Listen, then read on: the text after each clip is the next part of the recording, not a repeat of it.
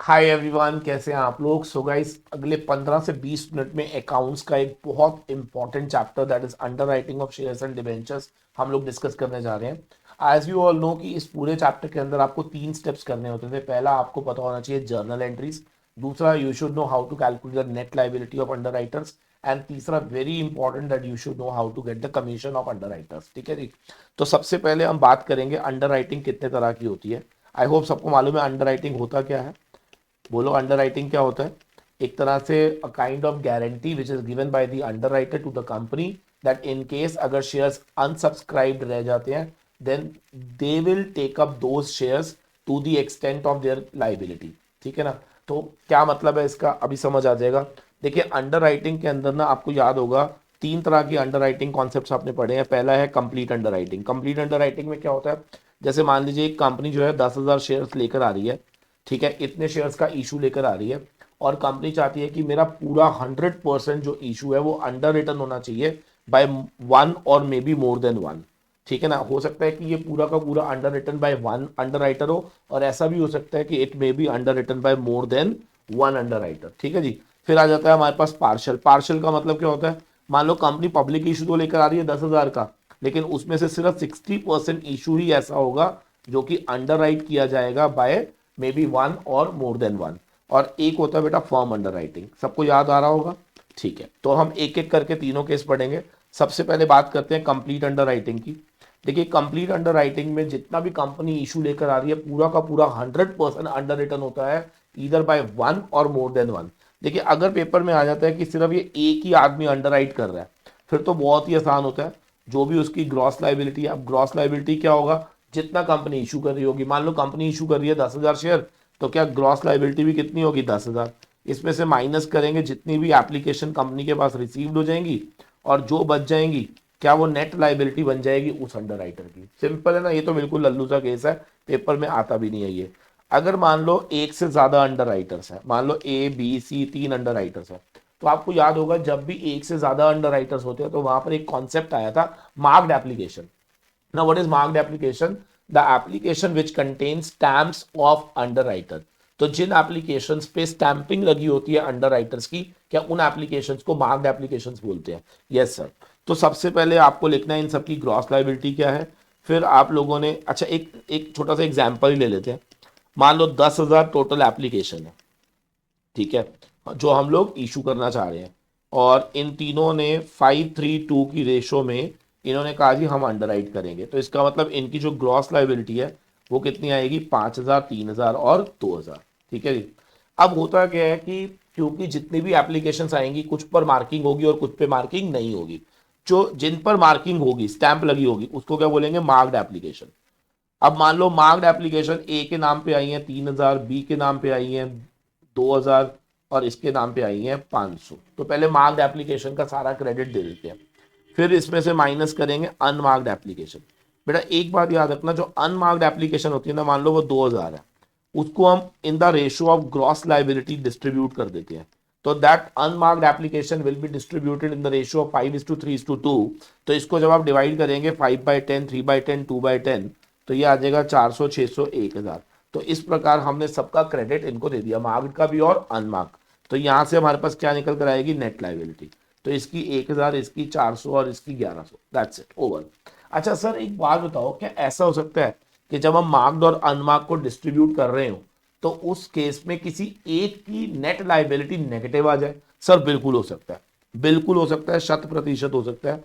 मान लेते हैं ऐसा प्रिज्यूम कर लेते हैं, रब थोड़ा पला करे बहुत सारा, ये है लेट से 4,000, ऐसा ज्यूम कर लेते हैं।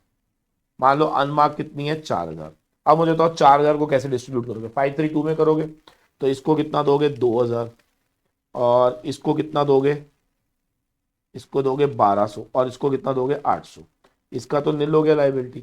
और इसको चेक करोगे तो -200, और इसको चेक करोगे तो कितना आएगा, बोल दो यार, ऐसे मत करो, 700 आएगा ना। तो अभी क्या करना, जिसका नेगेटिव आ गया ना उसको एडजस्ट करेंगे और दूसरे आदमी को दे देना जिसका पॉजिटिव आ रहा है।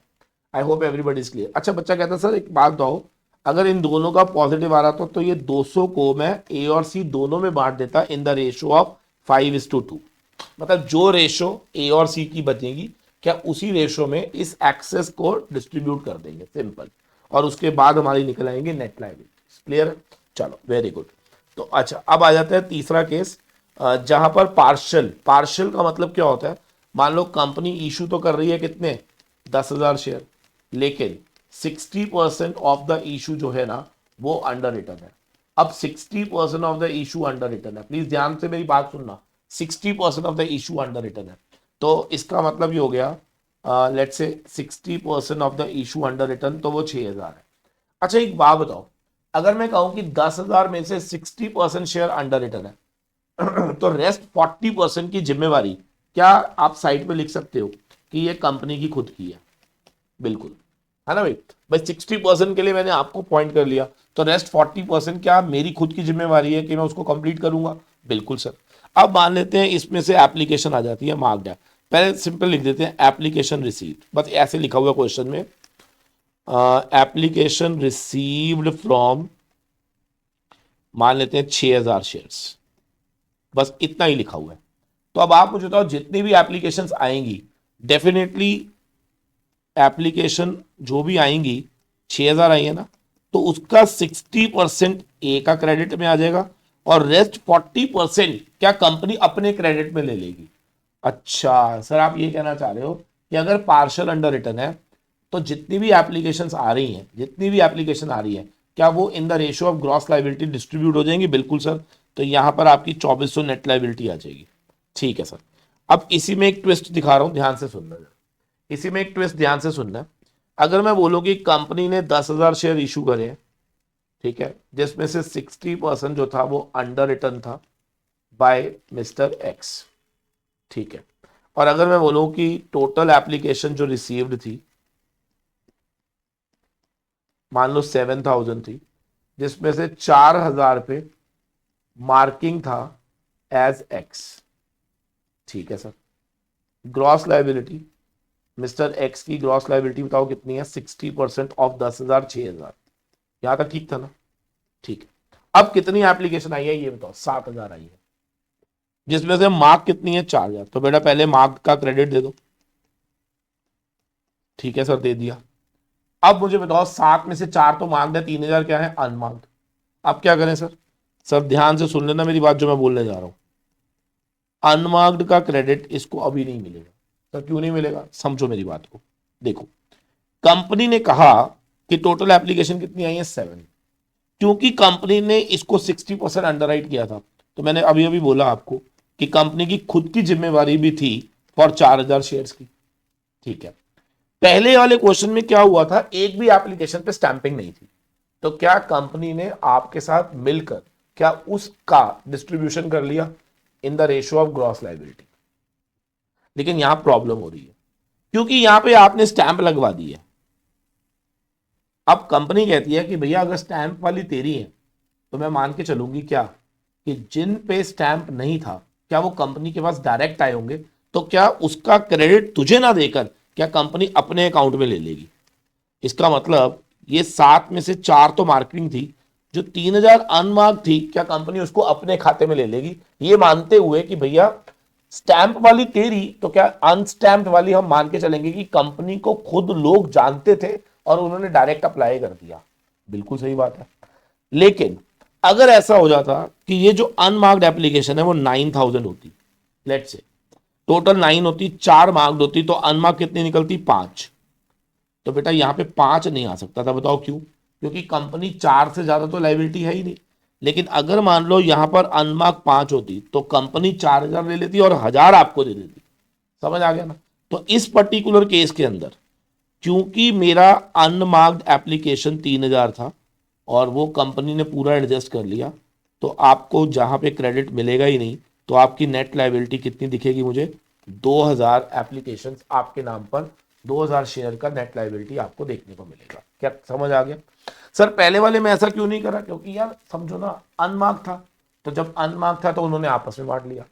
लेकिन वो कहता है भाई मार्क में तो तूने अपने आप को प्रायोरिटाइज कर दिया ना, तो फिर अनमार्क में मैं अपने आप को प्रायोरिटाइज करूंगी। हाँ अगर उसमें सरप्लस बचेगा तो मैं तुझे दूंगी, नहीं तो नहीं दूंगी, सिंपल। ठीक है सर, बहुत बढ़िया। सर इसके बाद आ जाता है हमारे पास next case, that is firm underwriting. Sir आपको याद होगा फर्म अंडर राइटिंग को आपने 2 बार पढ़ा था, याद है? 2 बार कैसे पढ़ा था? सर एक बार ही आपने ऐसे पढ़ा था, मान लो 2 अंडर राइटर्स है, पहले इनकी ग्रॉस लाइबिलिटी, फिर माइनस करो मार्क्ड, फिर माइनस करो अनमार्क्ड, फिर माइनस करो फर्म, याद आ रहा है? यहाँ पे आएगी नेट लाइबिलिटी, फिर उसमें करते हैं एडजस्टमेंट, और फिर फर्म को वापस ऐड बैक। कुछ ऐसा पढ़ा था आपने, फॉर्मेट पढ़ा था, याद है? इसमें ना आपने 2 तरह के क्वेश्चन सॉल्व करे थे, फर्म ट्रीटेड एज मार्क्ड, एक तो आपको ये पढ़ाया गया था। अच्छा, जब फर्म ट्रीटेड एज मार्क्ड होता है तो जिसके जिसके नाम पर फर्म अंडर राइटिंग थी, क्या उसके अकाउंट से उतना ही माइनस होता है? अच्छा, कई बच्चों को याद भी नहीं आ रहा होगा फर्म अंडर राइटिंग क्या होता है। फर्म अंडर राइटिंग का मतलब होता है डेफिनेट कमिटमेंट, यानी कि अगर ए ने बोल दिया कि मेरे नाम पे 5,000 एप्लीकेशन की फर्म अंडर राइटिंग है, तो उसका मिनिमम लाइबिलिटी 5,000 आना चाहिए, ध्यान रखना। फर्म का मतलब होता है डेफिनेट कमिटमेंट। क्या होता है? Definite commitment. अब बच्चा कहता है सर इसका एक क्वेश्चन करा दो, क्योंकि यही कंफ्यूज करता है। तो याद याद रखना, सेम क्वेश्चन को अब हम 2 बार करेंगे। एक क्वेश्चन मैं आपको देता हूं, आपको समझ आ जाएगा। लिखो, एक्स लिमिटेड इशू करना चाह रही है 10,000 shares, issue underwritten by X and Y in ratio of 3:2. Firm underwriting by X 1,000 and by Y 500। इन्होंने पहले ही भैया अपनी फर्म अंडर राइटिंग दी हुई है 1,000 और 500। ठीक है सर, कोई प्रॉब्लम नहीं है। ठीक है, नेक्स्ट वो कह रहा है कि हमारे पास एप्लीकेशन रिसीव्ड हुई है, लेट्स से 7,000। टोटल एप्लीकेशन आपके पास कितनी आई है? 7,000। ठीक है जी, ठीक है, आगे लिख लो, मार्क्ड एप्लीकेशन, मार्क्ड एप्लीकेशन है एक्स के नाम पे 2,000 और वाई के नाम पे लेट्स से 1,000। बस ये दिया हुआ है आपको, ठीक है ना? यहां पे लिख लेना इंक्लूडिंग फॉर्म, इंक्लूडिंग फॉर्म। आपको फाइंड आउट करना है नेट लाइबिलिटी, ठीक है? और यहां पे लिख देंगे फॉर्म को ट्रीट किया जा रहा है एज मार्क्ड एप्लीकेशन। 2 मिनट देने हैं बस आपने मुझे, देखो कैसे करेंगे। यहां पे लिखो एक्स वाई, माइनस करो मार्क्ड एप्लीकेशन, माइनस करो अनमार्क्ड एप्लीकेशन, माइनस करो फॉर्म। ठीक है ना? आराम आराम से देखना। टोटल कितनी एप्लीकेशन आई है ये बताओ? 7,000, इंक्लूडिंग फर्म है ये, इंक्लूडिंग क्या है? फर्म। तो बेटा जी इसमें से फर्म हटा दो, फर्म कितनी है? 1,500। तो इसका मतलब बाहर से कितनी आई? 5,500। इसमें से 3,000 क्या है? मार्क्ड। तो अनमार्क कितनी हुई? 25। ये चार्ट समझ आया आपको क्या हुआ? ये टोटल 7,000 में फर्म 1,500 है, ठीक है? रेस्ट बची 5,500, 5,500 में से 3,000 मार्क्ड है और 2,500 अनमार्क्ड है। पहले तो ये चार्ट क्लियर है या नहीं? ठीक। अब क्या करना है आपने? सबसे पहले आपने मार्क्ड माइनस करनी है 2,000 और 1,000। अच्छा पहले ग्रॉस लाइबिलिटी बता दो मुझे। Gross liability, gross liability, gross liability 10,000 का 3:2, 6 और 4। फिर मार्क्ड माइनस करनी है 2,000, 1,000। फिर अनमार्क्ड माइनस करनी है 2,500 in the ratio of gross liability, यानी कि 1,500 और 1,000। और अब माइनस करनी है फर्म। बस छोटी सी बात याद रखना, ये जो फर्म आप माइनस कर रहे हो ना, सुन लो सुन लो सुन लो, ये कैसे माइनस होगी इन्होंने क्लियर कर दिया, एज मार्क्ड। एज मार्क का मतलब होता है जिसने जितना बोला था, 1000 और 500, खत्म। अब यहां पे निकालो नेट लाइबिलिटी, कितना आएगा, 6000 में से 4500 गए 1500, और यहाँ पे भी 1500। फिर याद करो इसमें फर्म एड बैक हो जाता था। अच्छा बच्चा, जिन्होंने क्लास ढंग से पढ़ी हुई है उनको तो मालूम है ये क्या हुआ है, लेकिन जिन्होंने क्लास ढंग से नहीं पढ़ी होती,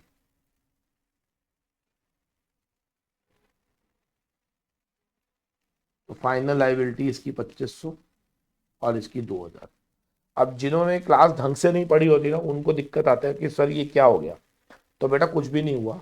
बच्चा कह रहा है सर फर्म अगर ऐड ही करनी थी तो माइनस क्यों करा।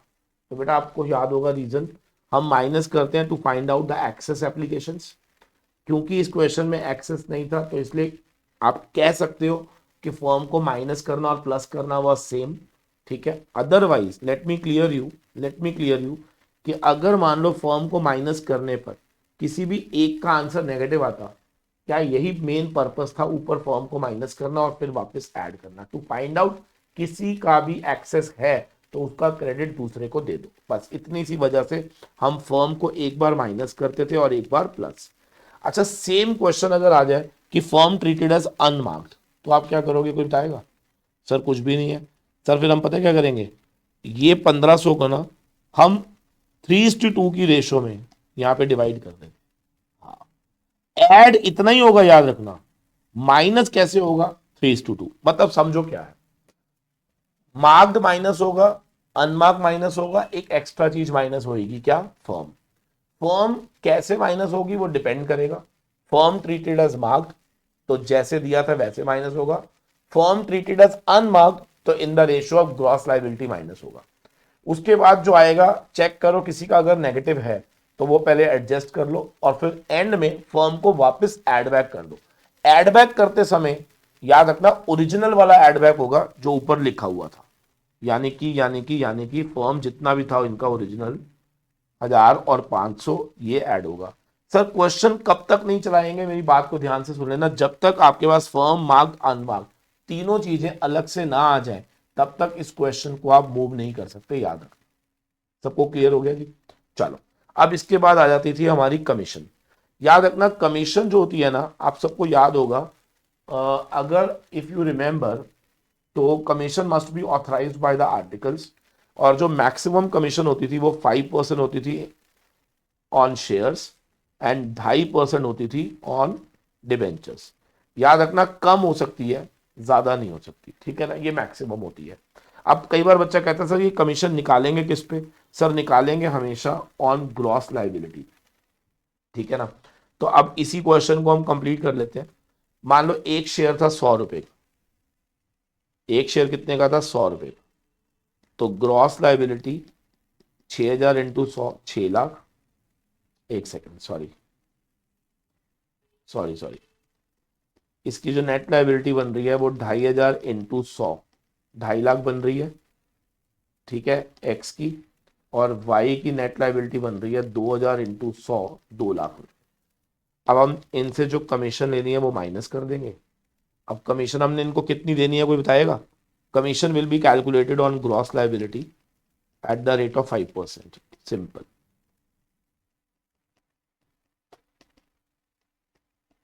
ये जो भी आएगा ना लेस करके, ये आएगा net amount receivable from under writers, खत्म, ठीक है ना। और इसकी जर्नल एंट्री भी अगर आपको याद हो तो कौन बताएगा, जितना पैसा आपने लेना है उसके लिए अंडर राइटर्स को करो डेबिट, उनको डेटर बनाओ टू शेयर कैपिटल। अब यहां पे हमने इससे कितना लेना है, 2.5 लाख, इससे कितना लेना है, 2 लाख। पहली एंट्री तो ये होगी। फिर आपने क्या करना है, कमीशन डेबिट 2x2y। इनको जो कमीशन देनी है वो आप इनको दे दो, और balance amount bank account debit 2x2y कर दो। 3 जर्नल एंट्री होती है। जितनी उनकी नेट लाइबिलिटी है उतने से पहले तो आप क्या करो, उनको डेटर बनाओ, कमीशन देनी है, फिर उसके बाद bank to X to Y का मतलब यहाँ पे क्या हो गया कि जो भी नेट अमाउंट है वो उनसे रिसीव कर लो। अब बच्चा कहता है कमीशन कैसे निकलेगी, अभी अभी मैंने बताया 6,000 का इंटू 100 6 लाख, 6 लाख का 5%, बोलो 6 लाख का 5% 30,000 और 4 लाख का 5% 20,000, टोटल कमीशन कितनी 50। अब ध्यान से देखो एक्स से लेने कितने हैं 2.5, उसको देने कितने हैं 30, तो फाइनल अमाउंट 2,20,000 एक्स से ले लो और यहाँ पे 1,80,000 वाई से ले लो और बैंक में 4 लाख आ जाएगा, खत्म। समझ आ गया? कैलकुलेशन चेक कर लेना, मेरे ख्याल से तो ठीक है, फिर भी कैलकुलेशन एक बार देख लेना। समझ आ गया या नहीं? जल्दी बोलो मेरे दोस्तों। Is that clear? तो ये अंडर राइटिंग था हमारा। और चलो वेरी गुड, मिलते हैं आपसे नेक्स्ट सेशन के अंदर।